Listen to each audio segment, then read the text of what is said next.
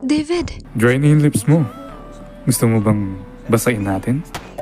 saan galing yun? They are here. Sabi ko sa'yo, ngayon na lang natin siya kausapin eh. Ano bang sinasabi mo? Kanina pa tayo nila sinusundan. Maybe when we left the school, they also did. Asan? Hindi sila lalabas. Paano mo nalaman na sinusundan nila tayo? Instinct. Tara, hanapin natin sila. Palabasin na lang natin. I'm too tired to play hide and seek. Paano nga natin sila palalabasin? Ganito? David, Don't worry. I'm not going to kiss you. I have a girlfriend, remember? Close your eyes now. Relax, Jay. Gago ka, David!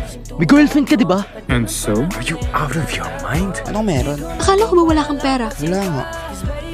Nilibre lang ako ng mga babae doon. Ano pa talagang cotton candy na yan? Kasabantay si JJ at David? Bakit ko sila babantayan? Muntik nang mag-kiss tong dalawa. Hindi mo siya pwedeng halikan. Bakit naman? Ako muna dapat. Puro kayo kalokohan. At kayo? Bakit kayo nandito? Sinusunod niyo ba kami? Kasi niyaya mo makipag-date si CN at David. Tapos kami hindi. Kuya ako eh. Oo. Yun lang?